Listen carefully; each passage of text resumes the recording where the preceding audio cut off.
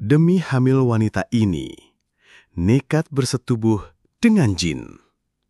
Seperti apa kisah lengkapnya? Simak videonya sampai selesai. Semoga kalian yang menonton video ini selalu diberikan kesehatan dan dilancarkan rizkinya. Amin. Untuk cerita kali ini, dari salah satu seorang narasumber, sebut saja namanya Ani. Seorang wanita berusia 28 tahun, dia sudah menikah di awal tahun 2018 silam. Nah, Ani ini menceritakan kisah hidupnya saat dirinya sudah putus asa menjalani kehidupan. Karena sudah 4 tahun usia pernikahannya, ia belum juga mempunyai keturunan.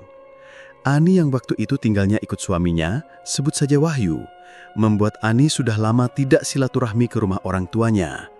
Nah, Ani kali ini berniat mengunjungi rumah orang tuanya dan menceritakan tentang keinginannya mendapatkan momongan. Dari kunjungan itulah yang membuat Ani melakukan ritual sesat yang tujuan utamanya untuk bisa mendapatkan momongan. Awal ceritanya, kondisi rumah tangganya Ani dan Wahyu ini bisa dibilang kurang harmonis. Karena si Wahyu jarang berada di rumah karena pekerjaannya yang menuntut dia harus keluar kota. Mau nggak mau, Ani pun sering berada di rumah seorang diri. Usia pernikahan mereka yang sudah 4 tahun lamanya, namun Ani tak kunjung hamil juga. Ani sendiri sering uring-uringan, takut kalau dirinya ini tidak bisa hamil. Banyak dari tetangganya dan juga saudaranya yang menanyakan ke Ani, "Kapan hamil? Sudah lama loh, kamu menikah, tapi kok belum hamil juga? Jangan-jangan kamu mandul?" Banyak omongan dari tetangga yang membuat Ani semakin uring-uringan. Nah, dari kejadian itu, Ani berniat pergi ke rumah orang tuanya untuk sekedar bercerita dan meminta solusi.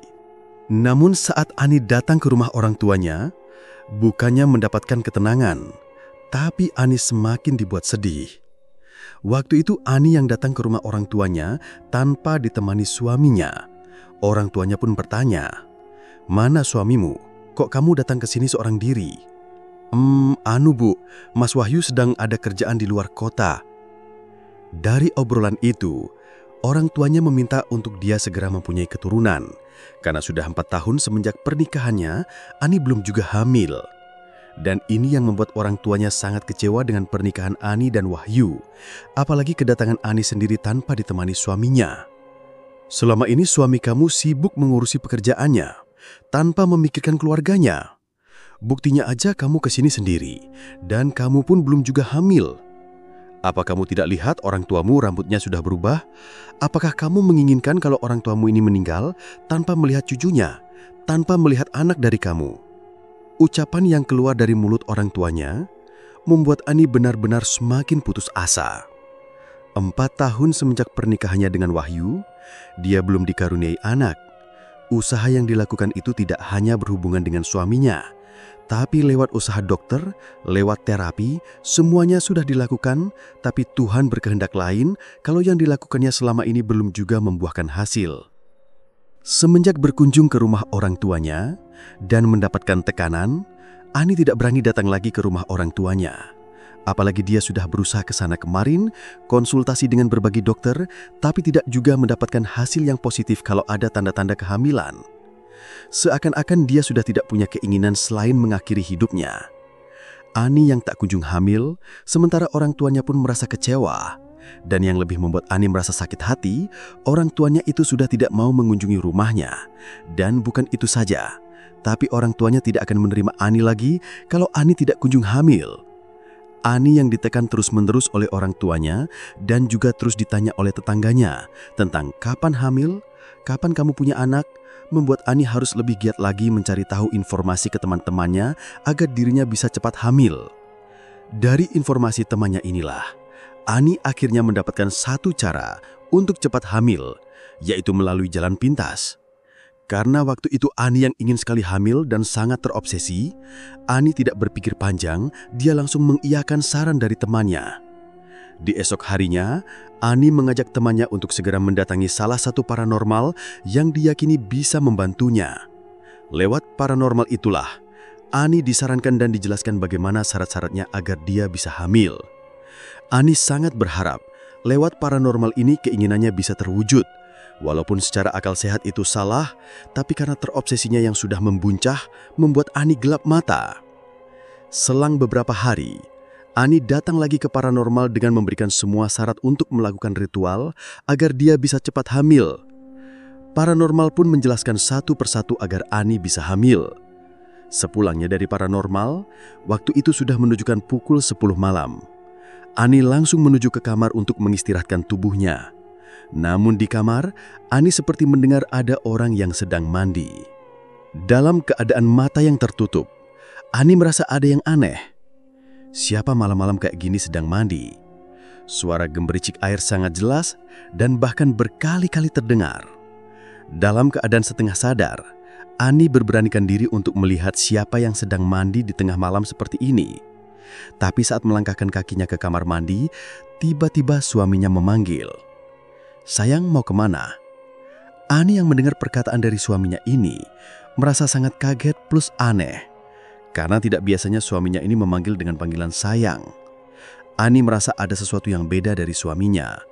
Tapi waktu itu Ani yang hendak menuju ke kamar mandi karena dipanggil suaminya, akhirnya Ani membatalkan niatnya untuk melihat dan mengetahui siapa yang sedang mandi. "Mas, siapa yang sedang mandi?" "Hah, mana ada orang yang mandi? Sudah, tidak usah kamu pikirkan." Suaminya Ani yang tiba-tiba mendekat dan langsung menarik tubuh Ani sampai dia jatuh telentang di atas kasur.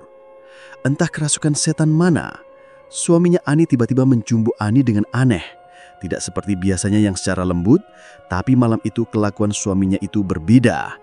Dia sedikit kasar tapi Ani berusaha untuk percaya dan menikmati apa yang sedang dilakukan oleh suaminya. Karena mungkin sudah beberapa hari keluar kota karena pekerjaannya, sehingga suaminya itu ingin melakukan hubungan badan dengan Ani. Singkat ceritanya, di pagi harinya Ani terbangun dalam keadaan tubuh yang sangat lemas. Dia meraba samping tempat tidurnya, dan saat menengok, Ani melihat kalau suaminya itu sudah tidak ada di kamar. "Ah, tumben sekali suamiku sudah tidak ada di kamar. Biasanya dia harus dibangunkan baru akan bangun," ujar Ani di dalam hati. Namun Ani mencoba tidak menghiraukan itu. Ia melihat kondisi kamarnya yang berantakan dan suaminya yang sudah berangkat terlebih dahulu. Ya sudahlah, lebih baik aku rapikan tempat tidur lalu aku mandi." Saat merapikan tempat tidurnya, Ani tiba-tiba mendengar telepon genggam yang bergetar dan berdering di sela-sela bantal. Setelah menemukan telepon genggamnya, Ani melihat panggilan dari suaminya yang sudah berkali-kali menelponnya dan tak terjawab. Saat suaminya ini menelpon lagi, Ani langsung mengangkat. Tanpa mengucapkan salam, si Wahyu suaminya Ani langsung bertanya, "Kamu dari mana saja kok nggak pulang-pulang?"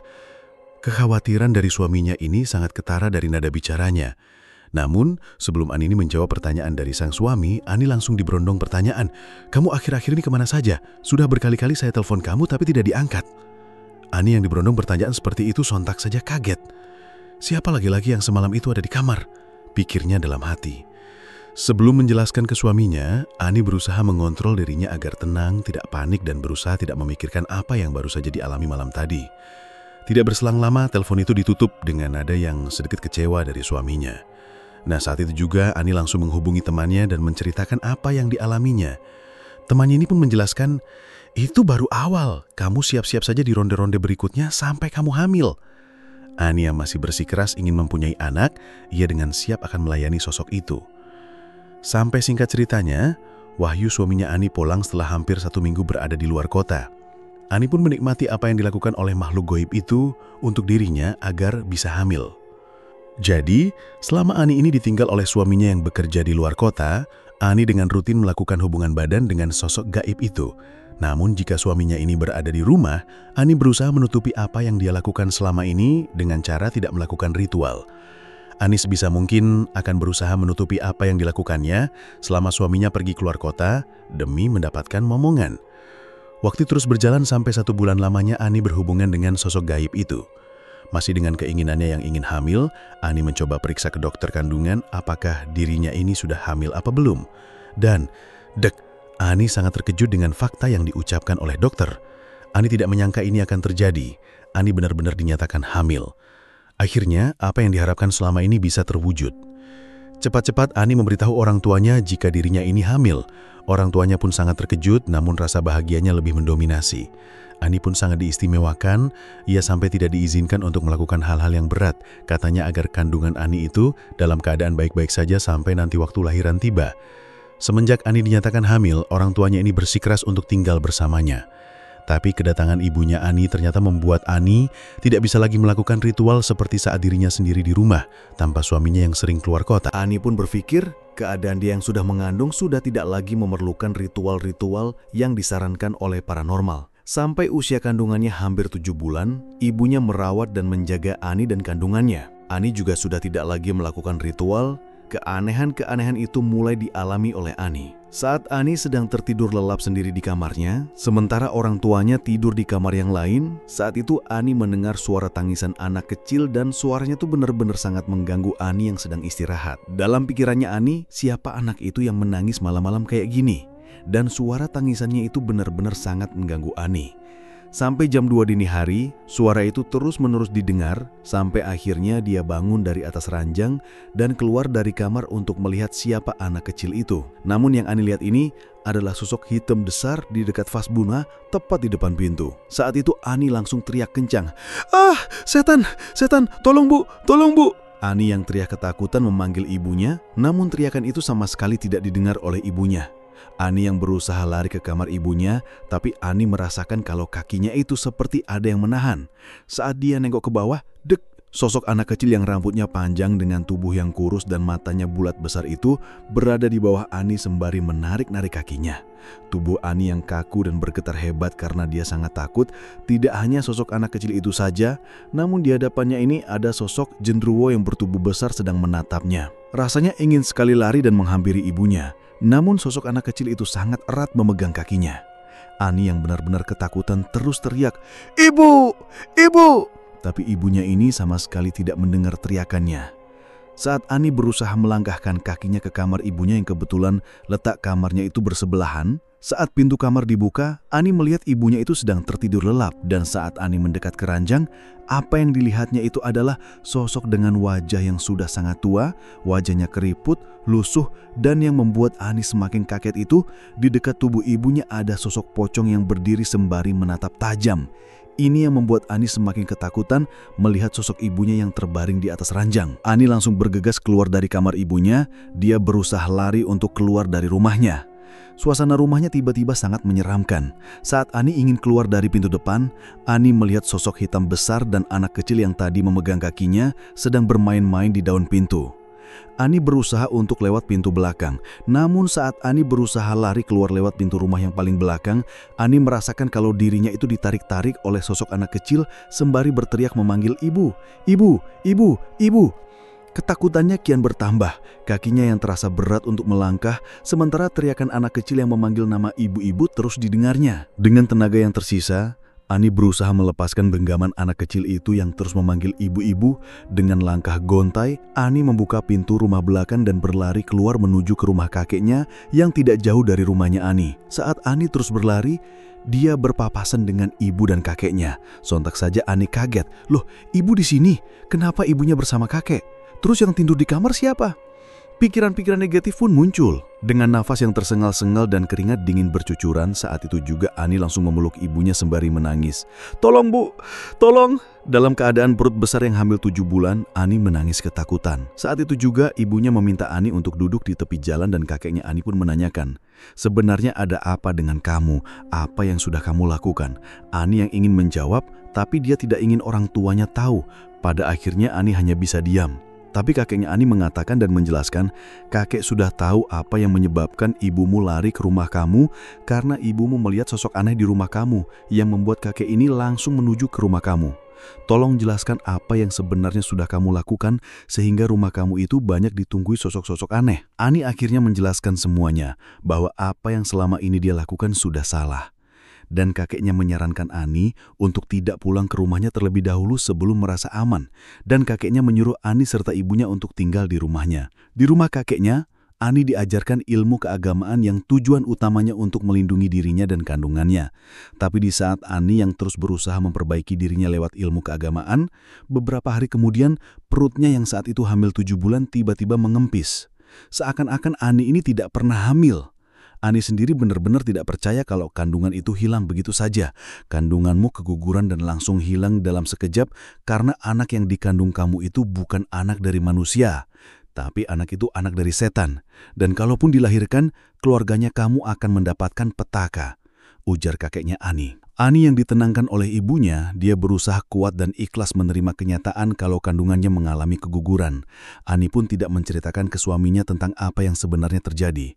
Singkat ceritanya, lewat doa restu ibunya, alhamdulillah setelah hampir 2 tahun kejadian itu, Ani dikaruniai momongan yang benar-benar hasil hubungan dengan suaminya.